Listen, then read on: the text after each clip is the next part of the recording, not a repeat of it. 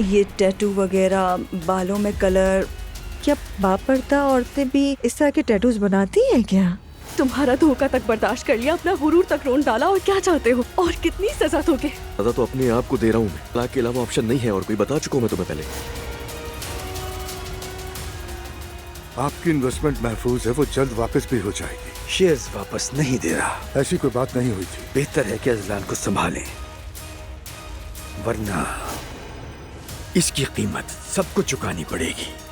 मैं बात सुनो मेरी, दोबारा मुझे हाथ मत लगाइएगा, बच्चा समझकर बेवकूफ बना रहे हैं।